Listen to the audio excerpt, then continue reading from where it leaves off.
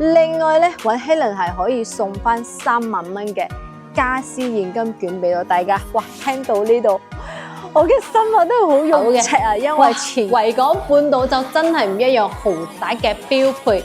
呢一邊咧139平方，4房2廳2個洗手間嘅單位，南北對流雙陽台。講緊個海景，其實呢個唔係重點，重點咧係呢一個叫做咩嘢？衣帽間啊！幾多人想要一個衣帽間？維港半島可以滿足得到你嚇。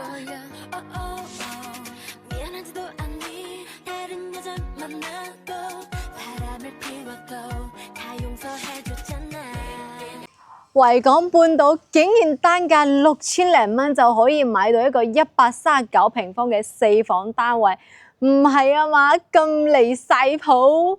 大家好，我係實力銀灘經紀人 Helen。哇！啲發展商碧桂園嘅發展商係發錢狂啊，還是話非常之急用錢呢？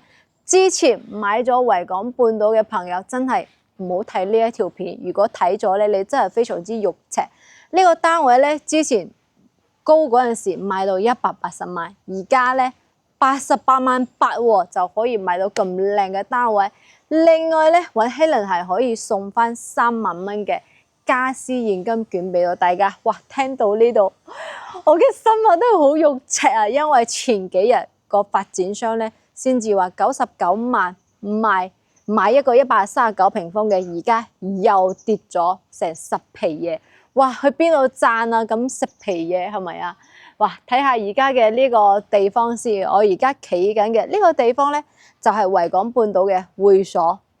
睇出去個景色其實係非常之靚嘅。你想唔想喺屋企樓下咧就擁有咁靚嘅環境？每日嚟呢度食翻個早餐，或者喺呢一邊游水，係咪好正咧嚇？如果想執漏嘅朋友，千祈唔好錯過。中意大單位139平方嘅呢個靚單位啦嚇，呢度咧就係喺維港灣隔離嘅維港半島，喺海邊嚟講咧，佢可以話係一哥嘅。OK， 咁咧我哋就事不宜遲，嗱聲去睇下發展商話剩低一套，唯獨嘅一套88萬8嘅4房3點樣嘅。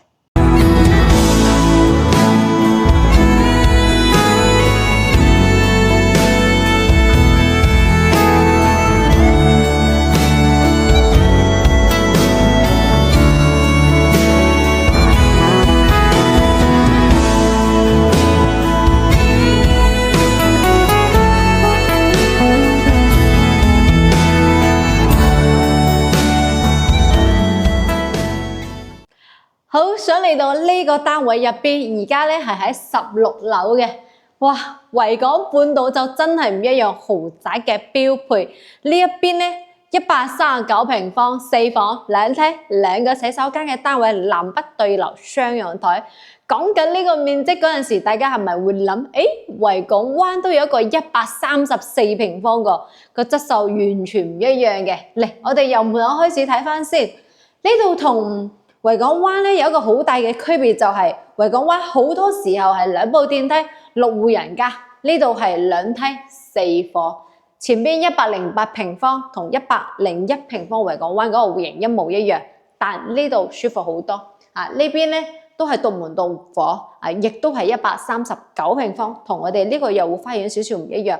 我哋呢一邊完全係屬於自己嘅，嗰邊咧有一個消防樓梯喺度啊嚇。嗱，呢個方向咧。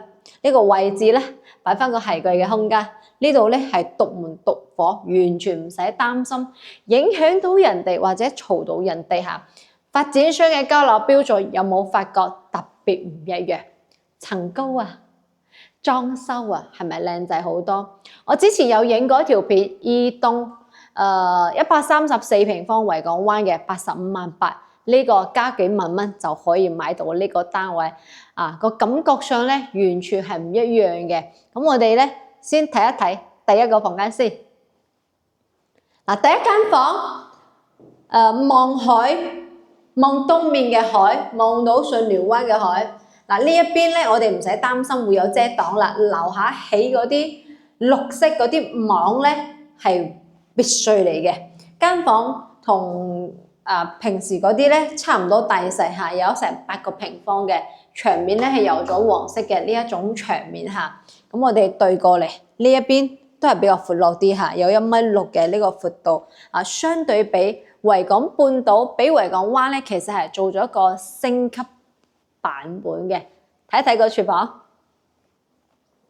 嗱，個廚房咧，我哋都係好舒服嘅喎。呢個廚房咧，好多人會覺得，維港灣咧，佢嘅廚房細咗啲。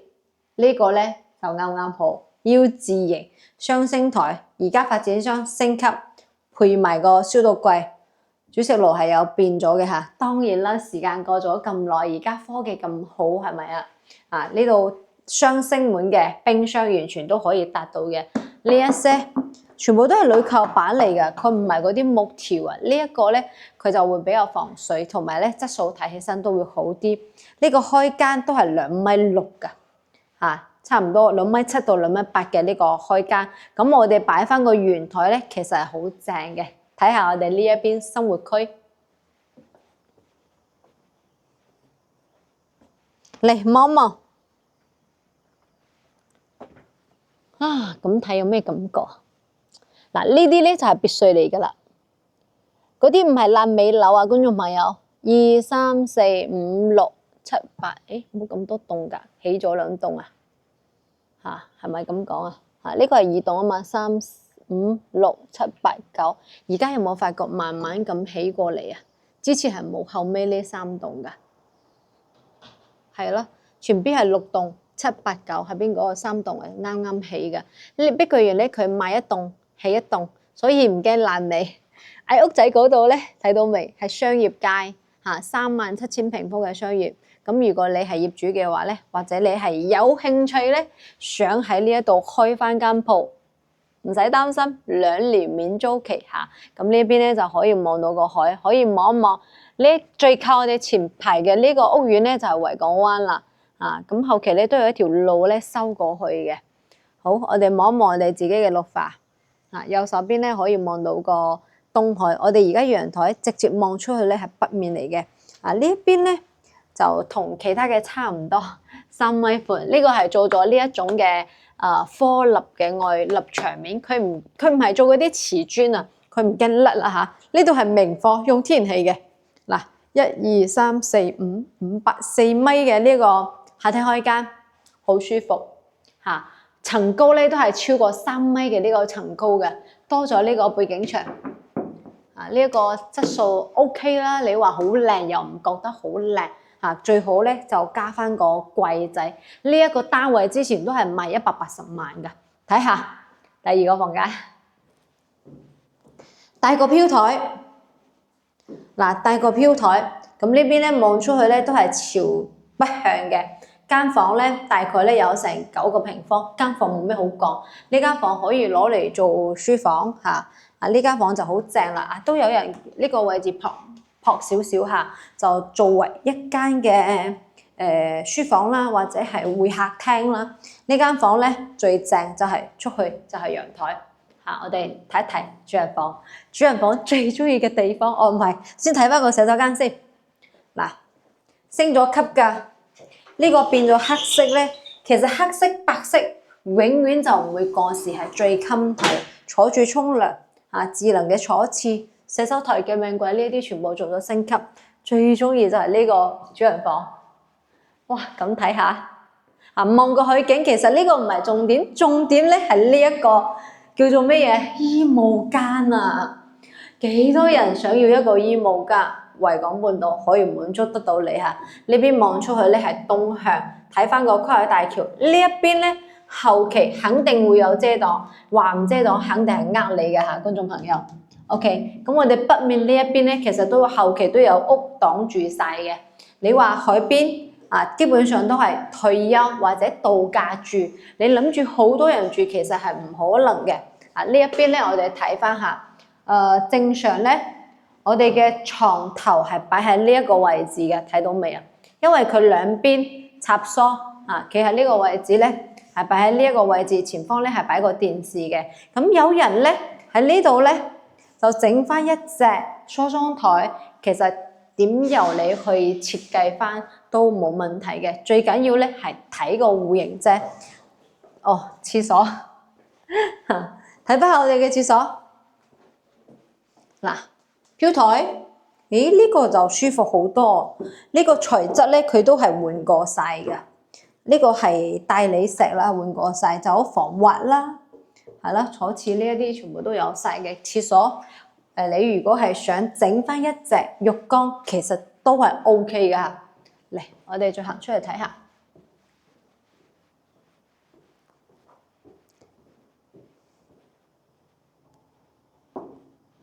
嗱，呢隻陽台我計過嘅啦，足咧有成24平方嘅，其他嘅單位做唔到咁靚嘅喎。我哋望出去睇個海景，其實呢個單位就係有啲爭在咧，呢度擋住108平方，有少少西斜西南出去望出去咧，其實比呢個景觀會更加靚仔啲，但呢個性價比高啊。OK， 呢一套房睇完咗啦。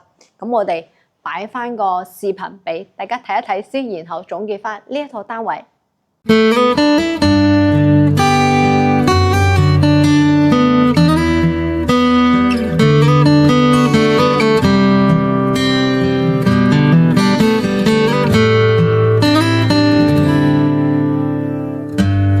不要假設我知道，一切也都是為我而做。為何這麼偉大，如此感覺不到？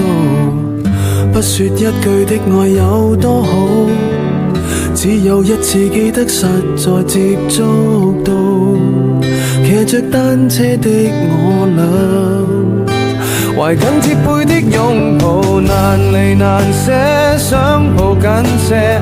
茫茫人生好像荒野，如孩兒能伏於爸爸的肩膊，誰要下車？難離難捨，總有一些常情如此不可推卸。任世間再冷酷，想起這單車，還有幸福可借。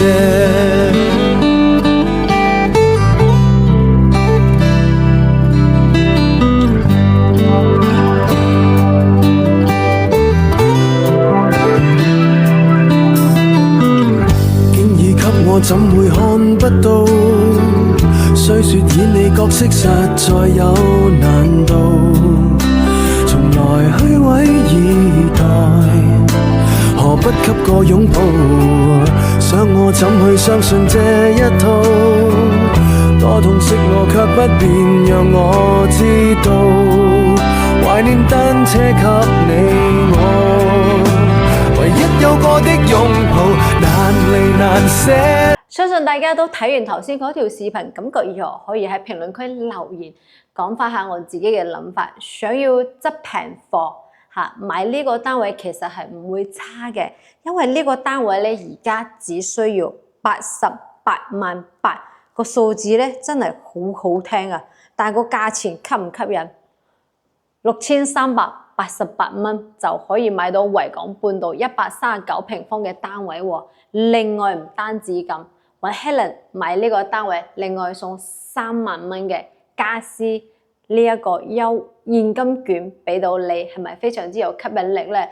但講翻下維港半島咧係非常之香港人關注嘅一個新樓盤，佢有一個缺點就係入住率唔高，交通咧亦都係爭到少少，冇京橋巴士到6期嘅呢個位置，同埋咧呢一邊咧佢嘅商業配套咧係唔成熟嘅。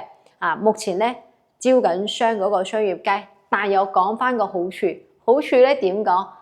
呢度嘅消費人群喺呢一度，佢就唔似1、2、3、4、5期咁樣立立雜雜咩人都有啦呢一邊純粹咧係買嚟度假或者咧係自己退休住嘅人士會比較多。換句話講，呢度人嘅業主個質素都係比較好啲，同埋呢一邊咧有別墅，所以佢嘅容積率咧相比嚟講咧係比較好啲。再加埋好多人就會問Helen 呢個樓盤佢有冇會所啊？呢度嘅會所係有嘅，供俾特登咧專俾業主去享受嘅無邊際嘅泳池啦，亦或者咧係會所入邊有一些招待朋友嘅呢個會所，我覺得咧係非常之唔錯嘅。但你話呢個商業要幾時開，就要啲時間1-2年咧，甚至3-5年咧先至會成熟好多噶嚇。咁呢一度咧好多係買咗3期啦，或者係5期嘅業主，舊嘅賣咗換呢一度嚟。中意清靜同埋追求質素嘅話咧，就不妨可以過嚟睇一睇。唔緊要，呢度嘅價錢咧，其實同維港灣134平方嘅價錢一排嘅，有冇發覺已經係持平㗎啦？近排我都影咗幾套小地塊，或者咧前排嗰啲單位都係80幾萬。如果俾你揀，你中意呢度嘅質素多啲，還是中意維港灣一落樓係沙灘同埋咧一線睇佢嘅單位多啲咧，可以喺評論區留言啦。除咗呢個單位之外，我哋仲有啲108平方69萬8前方睇佢嘅呢個單位嚇。咁大家感興趣咧都可以私信 Helen 嘅。OK， 除咗新房之外咧，頭先送嘅3萬蚊家私現金券買 Helen 睇房，都有其他嘅優惠。咁想了解更多，記得上方聯繫我嘅方式咯喎。咁同 Helen 睇房完全唔需要壓力，車接車送同埋包埋個餐。咁睇完呢一集，我哋期待下次見啦，拜拜。